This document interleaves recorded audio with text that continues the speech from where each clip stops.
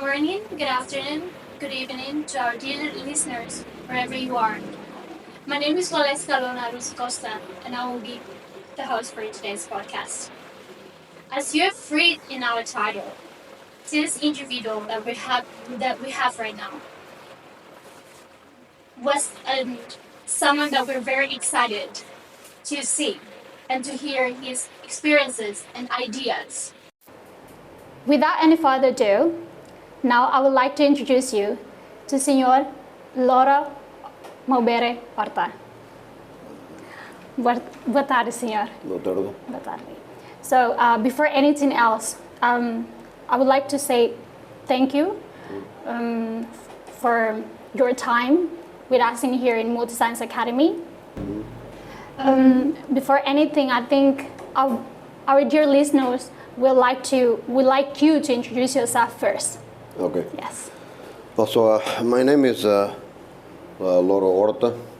I'm currently the ambassador of Timor-Leste to China. I've been ambassador to China since November last year. Before that, I was ambassador to Cuba. I worked in China before as counselor at our embassy. I've worked with the United Nations here in Timor and also abroad. And I've also worked with the government before as an advisor. In addition to my to my diplomatic work, I also like to engage whenever I can in academic research. I've been writing about China now for the past 18 years. I've written over 100 articles on China, but also I've written on Timor. So yes, that's pretty much it. Wow.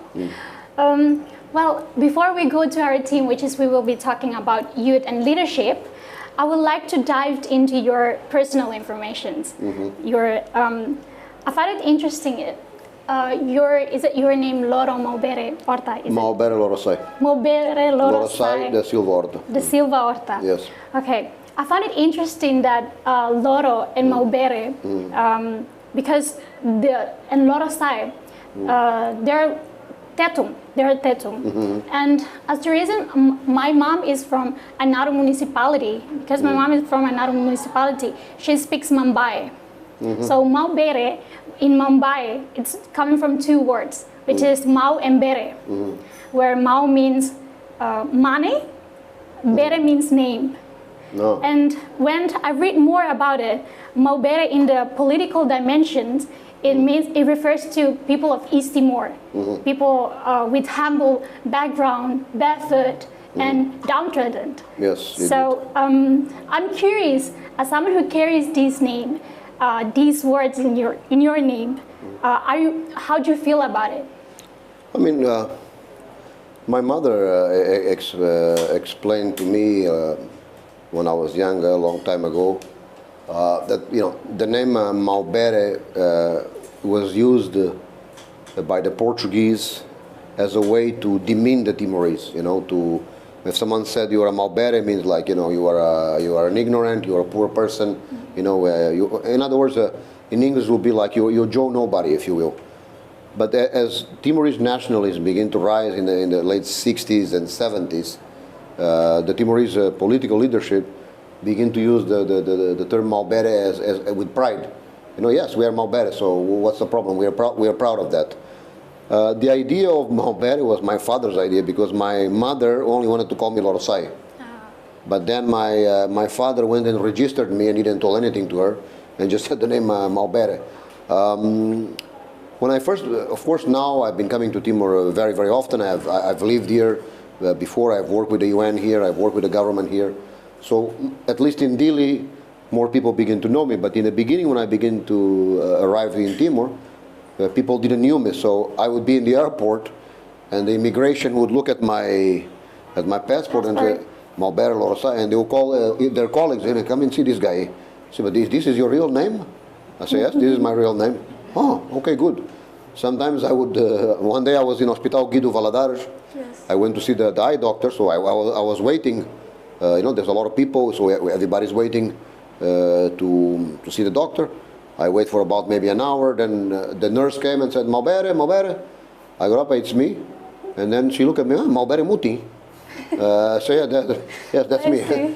So no, I'm very proud of the name. I mean, I think many Timorese have Portuguese names, which is good. I mean, your parents choose whatever name they like, but you see now more and more Timorese also using traditional Timorese names. I mean, so. How do I feel about my name? Well, I'm very proud of it. I'm very proud of it. Okay, that's great. Good response. So when I received your personal information from the team, I was amazed by your background of studies, work, and everything that you have done, which lead me to questions like, by seeing your reputations, experiences, where you studied in the United States, China, Australia, how can all of the knowledge that you have gained contribute concretely or directly to the national development of Timor in the face of reconstructions of the nations and state? Well, I mean, I was very, very lucky throughout my life to have been able to have access to some of the best institutions in the world. I was privileged to study in Australia, in Singapore, in the US, and I'm very grateful to the Timorese government, but also to these countries who allow me the possibility, because I know that there are many Timorese who don't have these possibilities. Yes. Not just Timorese, many people around the world. Absolutely. So every time I went to study, when I studied in Singapore, when I studied in China, in the US, not because I was trying to, but I always got the award for the top student, because I was always very conscious that I've been given a unique opportunity. So I need to take the opportunity to the maximum. I never tried to be the best, I didn't care, but I did my best. And on many occasions, like in the US Navy School, I got the award for the best thesis. In Singapore, I got 2 awards for the best thesis and the best student. I got it from at the time, the Singaporean president, President Nathan, President of the Republic of Singapore. While working in Cuba, I also got a medal from the Cuban government. In China, same thing. Because not that I was trying to get medals or things like that, but I tried very hard. I thought I have been given a unique opportunity. I have a very good scholarship. I have no reason, I have no excuses not to do well. How did my studies have contributed to help Timor? I think, well, in a very, very, very small way. But I think I have been I've been a good ambassador in Cuba. That's why I got an award from the Cuban government. In China, the Chinese diplomats were telling that I'm quite active there. I think the education that I got allows me, for example, I read a lot. I love reading. I love writing. And if you read a lot, if you like reading, if you not just reading, but listening to podcasts. I listen a lot to podcasts on China, all sorts of knowledge, of information. Of course, you get to understand the world and the country where I'm based now, China, better. So I'm able to advise my government, on how to attract investment, or increase the number of scholarships for Timorese students. So I think this knowledge has made me, a better diplomat. But I would like to add one thing. You see, you can go to the best schools in the world, but if you don't have personal discipline and dedication, you're not going to do very well. I mean, I have met a lot of people with PhDs who are a bunch of idiots. So it's up to your to be humble and have your personal discipline. Well, that's really powerful. With the end of his sentence, he said that discipline is also important. So now we move to our theme for today, which is youth and leadership. How do you define leadership, youth and leadership, and how do these two concepts relates to the youth in East Timor? Well, I mean, the definition of leadership. I mean, if you read in books, etc., there are so many definitions of leadership. I mean, I don't have a definition of leadership, but I would say, if you want to be a good leader, there are several qualities you must have. Number one, again, discipline. I always put an emphasis on discipline, on personal discipline. Maybe because I studied military schools, but I think discipline is very important. because you cannot demand from others what you don't demand from yourself. True. I cannot demand from my staff for them to arrive early, for them to be hardworking if I'm always late, and I don't take my work serious. So discipline is a quality of leadership. You need to lead by example. Don't tell others to do things that you won't do, that you wouldn't do for yourself. You need to be humble. Humble in the sense that you need to understand that nobody knows everything. Yes. You know? Because I may know a lot about history, about diplomacy, but for example, I don't know anything about mechanics or agriculture. So nobody knows everything. You need to be open to different opinions, you know? You may not agree necessarily, but if you want to be a good leader, you need to create an environment in which people feel free to talk to you. They shouldn't be afraid to tell them what they think. You know, as long they do it in a respectable manner. So, discipline, humility, flexibility. You also need to be approachable to people, and you must have a curiosity about people. You must care about, you know, what do they think. I mean, not what I think. I may have certain ideas, but I know what my ideas are. But I need to know what your ideas are, because if you try to impose on people, you know, it's very difficult for them to respect you. In terms of leadership in youth, I think in the case of Timor and so many other countries, is very, very relevant, because 70% of our population is younger than 35 years old. So now we have the founding generation that I have a lot of respect for, Commandant Shanana, Dr. Ramos Horta, Dr. Maria Alcatiri. But there is a big gap between this generation and the current generation. Yes. There's always generational gaps in any society. Doesn't matter how hard you try. Their aspirations are different from the young people. So therefore, it's very important that we have the emergence of new leaders, of young leaders. And in a particular case of Timor-Leste, I think the next 5 to 10 years are going to be crucial for our country. As I've mentioned in previous occasions, Commandant Shanana is now 78 years old. Dr. Alcatiri and Dr. Ramos Horta are 75. By the next elections of 2028, they will be 78, and Commandant Shanana will be 82, 83. By 2033, they'll all be in their late 80s. So there will need to be a generational transition. And I think it's very important that the founding generation begins to empower the youth so that they're able, you know, to assume responsibility when they retire. So I think youth and leadership is a very pertinent and very important issue for our country. Wow, that's really powerful, and I think I have for what you have said, it led me to a conversation which I had with my dad, which he told me before that, girl, you can be intelligent, but you have to be educated too. You have to be humble every time. And for what I have observed as a youth, what will happen in the future, we will encounter crise de liderança, or when it says in English, leadership crisis, I believe. So as the reason, there hasn't been a good preparation and adequate training to the youth to replace the old leaders. So as you have said that we have to empower the youth, we have to empower our generations. But how do you see about this? How do you see about this? What do we need to prepare for the upcoming 10 years, 15 years, so that we can have a leader with a good knowledge, skills, in order to replace our resistance leaders that we have at the moment?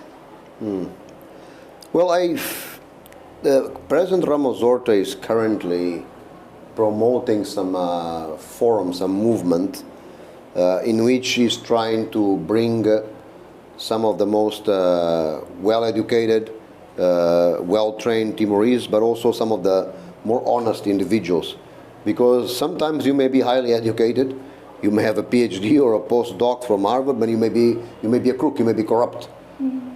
So he is working on a project to try to bring so-called Movimento Timor. I think they have a different name.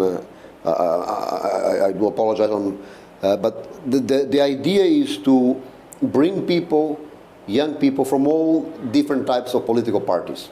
Doesn't matter if you're Fretilin, if you're SNRT, if you're PD. People that can contribute genuinely to the country in their respective fields. And I think what is important, if we are going to prepare a smooth transition from the founding generation to the intermediate generation, if you, which is mine, because the young generation is you guys. I mean, I'm already 46 years old. I don't think I could be described as young. Certainly I'm young if you compare to the founding generation. I've always appealed on numerous occasions. I have tremendous respect for Commandant Xanana, Catuas Marie. I have good relations with all of them. They know I don't get involved in party politics, or I have friends from SNRT, from Fretilin, from PD. I don't care what your political parties. I think it's very important, if you're able to make this transition, what is important is for the current leadership, the founding leadership, especially Commandant Xanana and Dr. Alcatiri, who are the heads of the two most important political parties, to come to an understanding. Right now, the atmosphere in Timor, unfortunately, is extremely negative. Every time a government changes, you kick everybody out. You change the drivers, the cleaners, just because someone is from a different political party. And both parties are guilty of that. When Fretilin was in power, they did the same. When SNRT is in power, they do the same. So it's very difficult to choose good leaders, because you're not rewarding people because they're competent. You are rewarding because of party affiliations, or because even within the party, sometimes it's not the more competent people within Fretilin or SNRT that end up being promoted, but maybe the one who screams the most during the campaign, maybe the one, who is the better ass-kisser, will end up being in a position of influence. And this is very bad. So, but the only way this problem needs to be solved is for an understanding. I always appeal to, especially to Catuas Marie, because I'm closer to him, and I say, you have about 5-10 years maximum in politics. Take this opportunity with Catuas Xanana to prepare the new generation, so that we have a smooth transition. But as long as these deep divisions continue, it's going to be very difficult. President Ramos Horta, I think, is trying to do his best to conciliate, to bring up young people into positions of influence. We have some very capable individuals. For example, Mr. Fidelis de Magalhães, a very smart individual, but also a very honest and decent person. So there's a lot of young people emerging in recent years, but they need support. Yes. They need support from the older generation. The older generation should not try to put them down. Quite the opposite. You have to empower them, because, like it or not, 5-10 more years maximum, you'll have to retire. It's just a matter of biology. You'll be too old, so you need to leave people in place. But well, let's hope things turn out for the better. Well, that's interesting. Now, when talking about empowering youth, it led me to a question. There's a stigma which always said that we're the agents of change, we're the future leaders. But in the reality in East Timor, we youth, we're facing various challenges, such as unemployed, and then a lot of youth workers have been sending overseas, and the poor quality of educations, and then mostly the violence, the youth are very identical to the violence that is happening. Violence everywhere. So how do you see about this? How can you fix this? How can someone who is, as I said, someone who is a leader can fix this? I think many of the problems that Timor-Leste faces are also common to many other countries. I mean, youth unemployment is a big problem. All older generation that still dominates the country. For example, I find very entertaining when I see the Americans and some of the international people in Timor saying, well, Timor needs younger leaders. I say, listen, your president is in his 80s. He's older than Shanana and older than Ramos Horta. So what do you mean we need younger leaders? You look at the candidates now, okay, Kamala Harris is young, but Donald Trump is already 78. So, even in very mature societies like the United States, sometimes it's very difficult to make this transition from the old generation to the young generation. Sometimes because the young generation is not ready, sometimes because the old people don't want to live, which I don't think it's the case with all the leaders in Timor. I think some want to live, some may not want. But like it or not, 10 years from now, it's just a matter of biology. Your body won't be able to withstand. Concerning, indeed, the youth faces many problems such as unemployment, and many people are leaving the country. I think, of course, if one has the chance to stay in the country because one can find a job, that's always the better option. However, you see, I don't see necessarily the fact that Timorese are going to work in Australia, in the UK, in Korea, and elsewhere as necessarily a negative thing.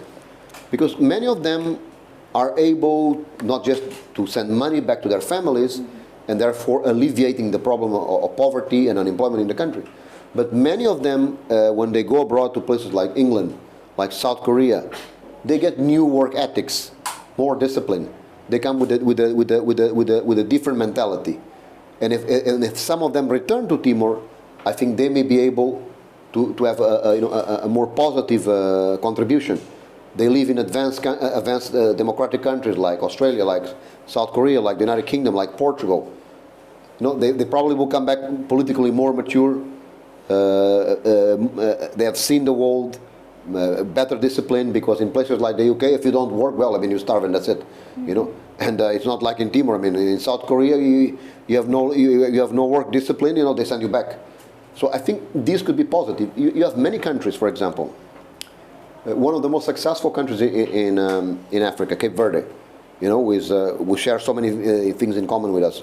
Also, former Portuguese colony. Cape Verde is one of the most successful countries in Africa. They have no natural resources whatsoever, but they have a huge diaspora community. I think there are about 500,000 Cape Verdeans who live in Cape Verde, but there's, I think, over 800,000 Cape Verdeans who live abroad, especially in the Netherlands, in France, United States, and some in Portugal. And but they still remain very attached to their country. So, and if it wasn't for the diaspora community, Cape Verde would have not survived as a viable nation because they have no resources. Now they have diversified. They have tourism and so forth, but still, the money from the diaspora is extremely important. So I think for a very long time, this country won't be able to create enough jobs for the youth. So migrating will always be an option. And that's not necessarily bad.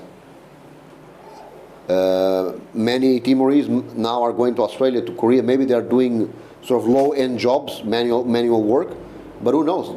In a generation from now, their children will be doing more. I've seen, for example, in the UK, you begin to see some Timorese. I know one Timorese guy, for example, is now a police officer, in the British police. So they have been there for. I know some who have studied at Oxford and are working. It's still a minority, but he's getting there. So for a long time, people will continue to leave the country. That's a reality that we need to accept. How to address the issue of unemployment? I think you need to diversify our economy, because we depend on oil and gas for 90% of our economy, of our GDP is 90% oil. Therefore, but the oil sector, because it's very specialized, doesn't create much jobs. It's only in the oil rigs in the sea, so it's only engineers, highly qualified technicians. So very little job is created. In theory, we should use the money that we get from the oil to diversify the economy. Agriculture is one area we should be investing a lot of money. And that's the priority for of the current president, Dr. Ramos Horta, has always been talking about agriculture. Tourism is one way. Making Timor a more attractive place for foreign investment. That's the only way you are going to create jobs, by diversifying the economy. Of course, it's not easy. We have been talking about in this country diversifying the economy for God. I think the first time Prime Minister Shanana spoke about not relying too much on oil was in 2005. So we know the problem is there, but fixing the problem, implementing the policies, well, that's the hardest part. Wow, that is a lot of knowledge, a lot of information is coming from his response. Now, let's go back to your experience and also youth. We're still concentrating on youth. As someone who having a lot of diplomat experiences in Cuba as well as in China, could you please leave us some reference to the youth of Timor to be an important author to the national, regional, could be worldwide development of East Timor? I mean, the main message, the main advice I will give to the Timorese youth is stay strong. I know life is very difficult for the majority of Timorese people. I was lucky. I've been born with certain. I was lucky, even though my childhood was not necessarily a very rich one, because I was born in Mozambique during the Civil War.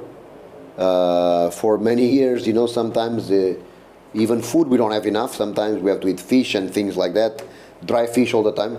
That's why even today I don't like fish, because at the time there was only fish, dry, ikan marang. So just the smell of the fish, so there was hardships, but then I have been lucky that I was able to go to Australia and to study in so many places. I was very lucky for that. Many Timorese don't have that. Many Timorese, let's be honest, in this country, many Timorese struggle to have one meal a day. So one should be humble. Someone who is privileged like me, I cannot come and say, and pretend that I know the reality. But because I don't go through the same difficulties that so many Timorese go every day. But at least I try to understand. I try to make an effort to understand. So I know life is difficult. But my advice to the youth is stay strong, be disciplined, take the opportunities. I was lucky because I was given opportunities, but I took advantage of the opportunities. I did not waste a single moment. Every opportunity that was given to me, I took it with both hands. To this day, I'm still learning, I'm still studying. I'd never, in China, for example, they invited me next week to give a talk on an ASEAN forum between China, South Korea, Japan, and ASEAN. We are going by train, 5 hours by train, so no ambassador is going. Because if it's by plane, business class, they'll go, but by train, nobody's going. Because I noticed, well, why are they insisting on me to give the speech? I mean, there's so many other ambassadors from much more important countries, Malaysia, Indonesia, and so forth. Korea, I mean, why me? Well, because, of course, the ambassadors, well, many of them are already quite old, and it's a trip by train. But I don't care. I go. I take every single opportunity that is given to me. So the message to the youth is stay strong. I know it's not easy. Take every opportunity that is given to you. Do not waste it. Unfortunately, for many years to come, we won't be able to create enough jobs for the majority of the people. And migrating is an option. Many youths ask me, but why should I study if I'm not going to find a job? True, good question. But for example, you look at someone who studied in China and in the US. He speaks Mandarin, he speaks English. Okay, maybe not, he doesn't find a job in Timor, but maybe you'll find a job in Australia, maybe you'll find a job in the UK, maybe find a job somewhere. You know, I know it's very sad to have to leave the country, but you know, that's the reality. So be disciplined, do not miss any opportunity, and don't be afraid if sometimes you need to leave the country. I don't see people leaving the country as something bad. I see it in a way also as something good, because they can benefit. They can enrich our culture, they can bring more financial resources, but above all, you know, different ideas. Okay, coming from what you have stated, I see that you are growing up in other countries.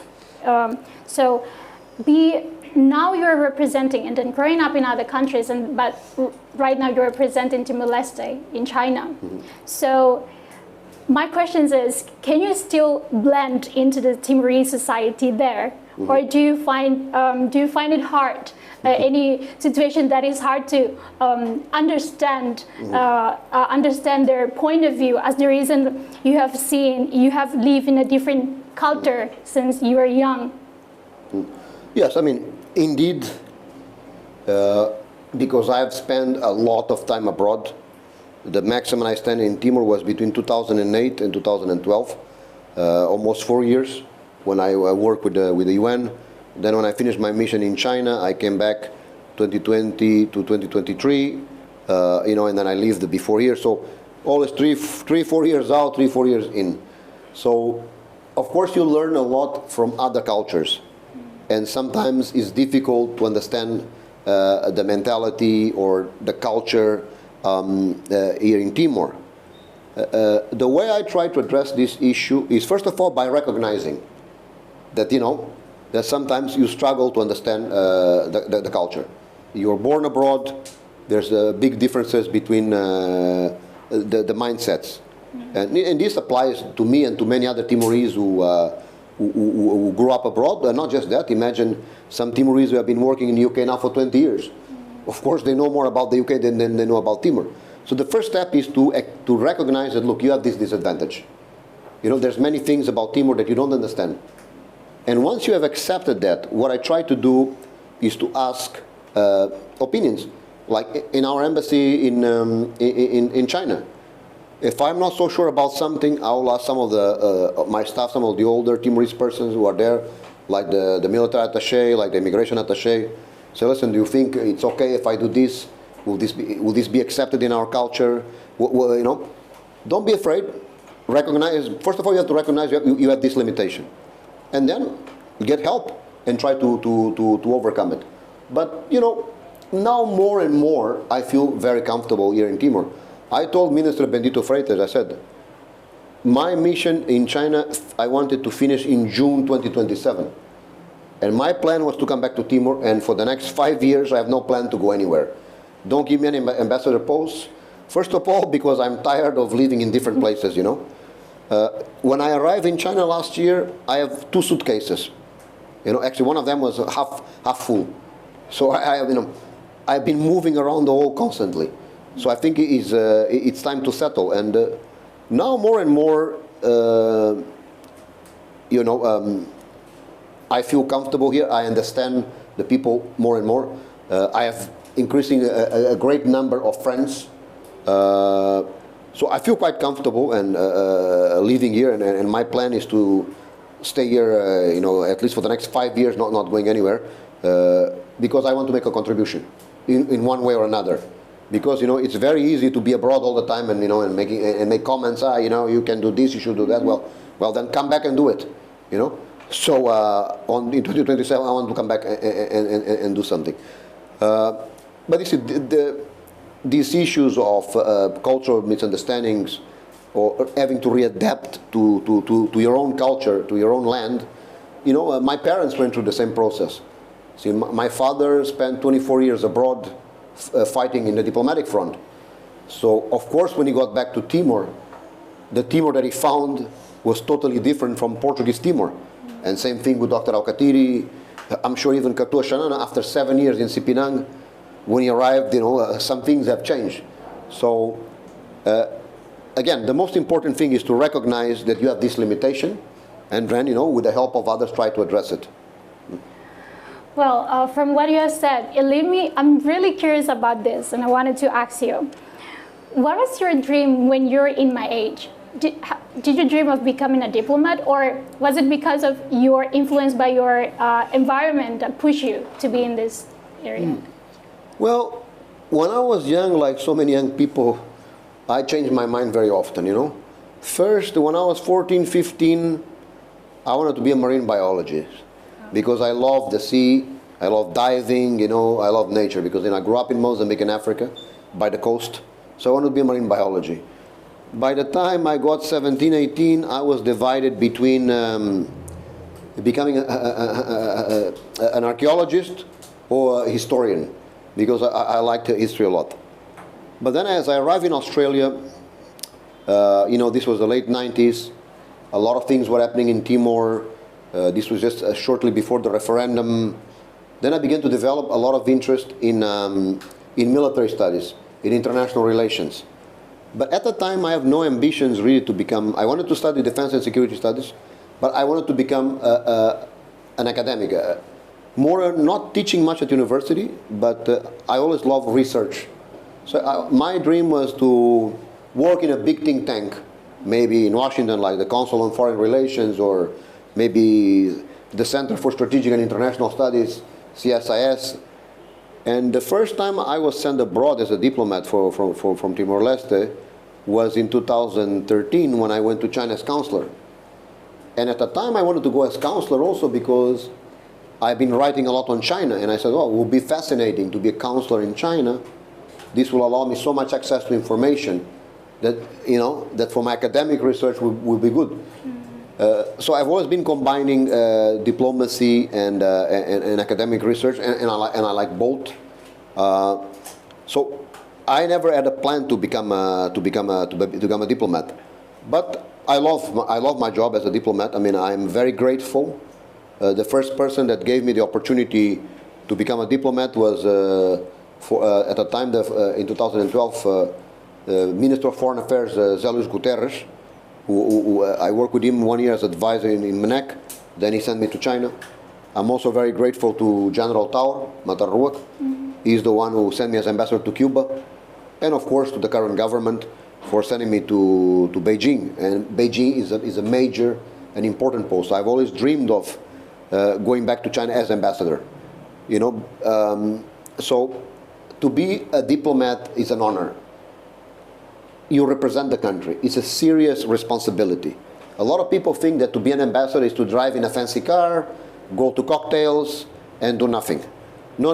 It's a very serious and complex job, especially for small countries like Timor. Diplomacy is the first line of defense of the country. Therefore, the selection of diplomats needs to be taken very, very serious. And I am afraid, in the past 10 years in this country, the selection process of many diplomats is quite irregular, to say the least. And I think we should be very careful with that, because diplomacy is no joke. It's a serious business. Okay, now we only have two last questions.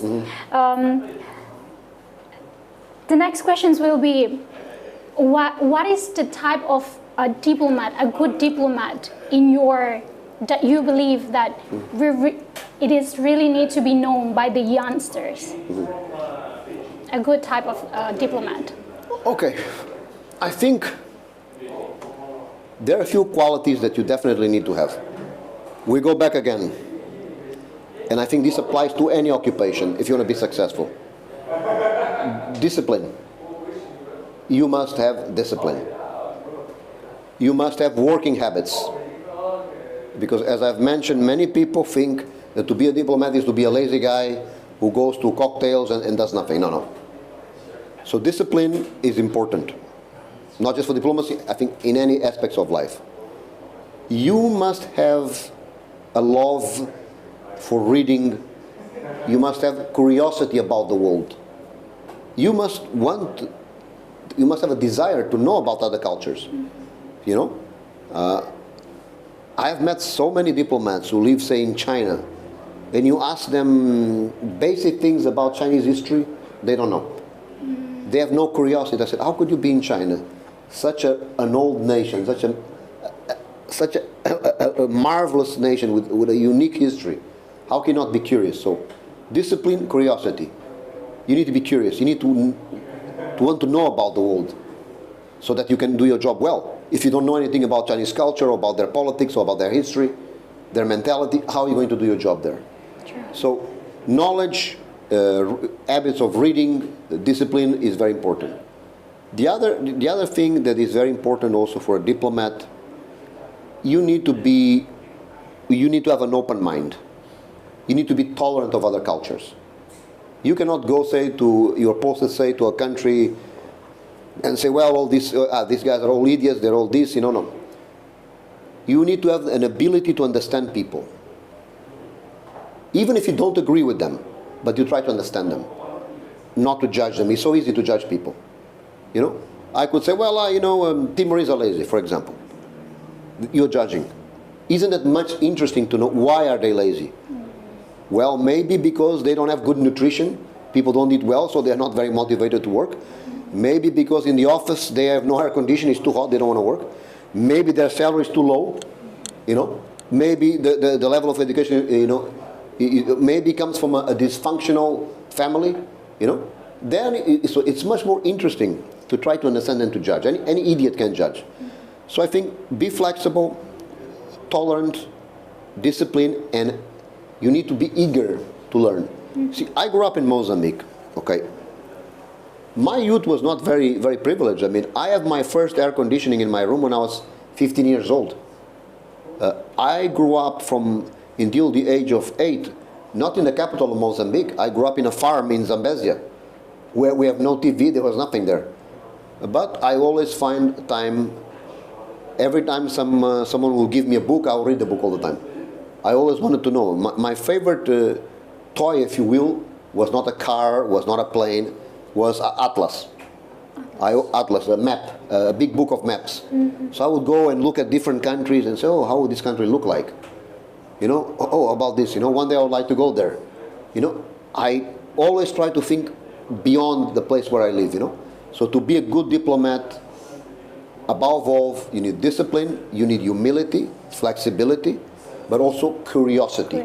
You need to love your job and love the other cultures, other peoples, and patience. Mm-hmm. You need to be very patient because you will have to negotiate with people.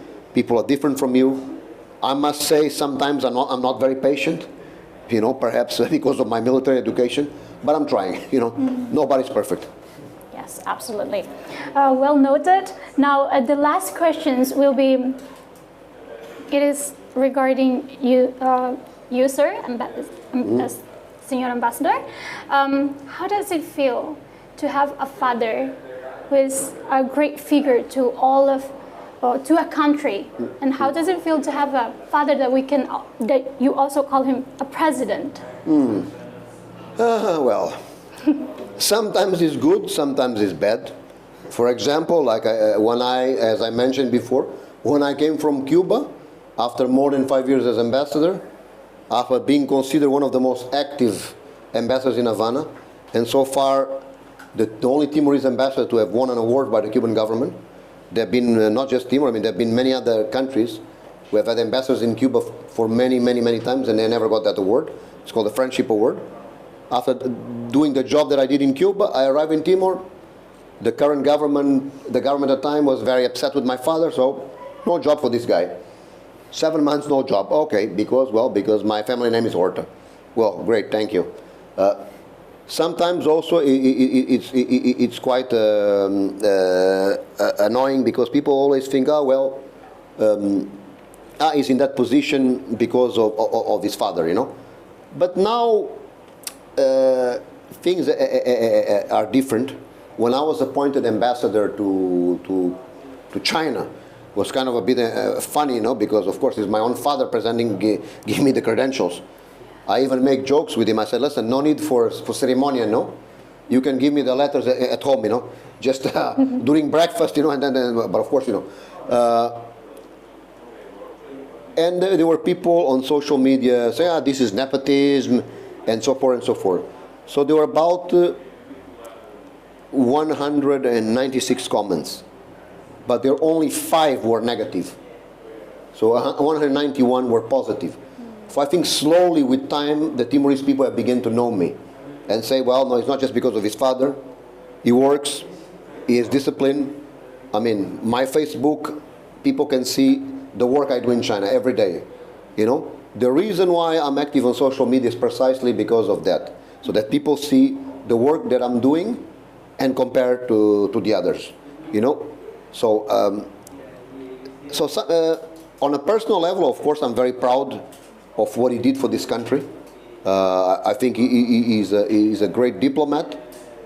But sometimes, as I said, sometimes there's some negative aspects to it. Sometimes people are angry with me. Well, I end up paying the consequences, you know. But, you know, when I came from Cuba, as I mentioned, I spent 7 months without work. Work meaning in my country. I was still writing articles and making some money doing other things. And for me, that was the most difficult time in my life. To come to your country and people spit on your face, that was a very bad experience for me. And I'm not going to lie to you. I said, listen, when Senarti comes back to power, you Fratellini idiots and whatever, you guys are going to pay. I'm going to have my revenge. But then, you know, Senarti came to power, my father became president. I don't feel any need for revenge. I mean, I just feel sorry for these people.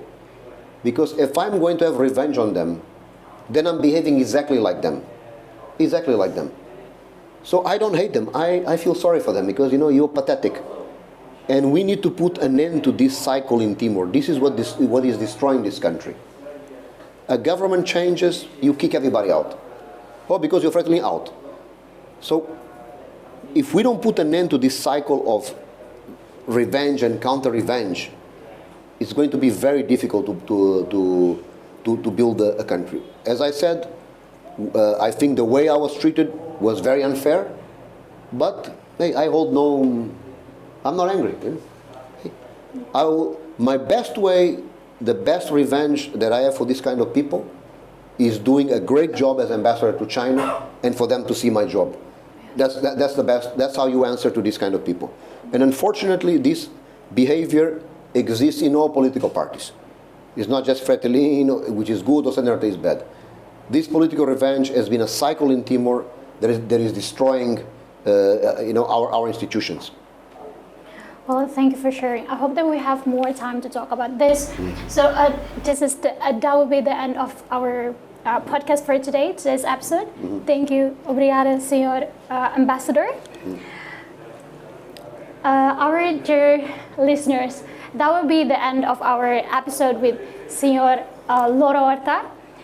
And I hope that you learned as much as I do today, which is I highlighted some point that be disciplined, and if you want something, you go for it. No one's gonna do for you anyway. So that will be the end of our podcast episode. I'm Waleska Lona Costa. I hope to see you again in the next episode. Bye.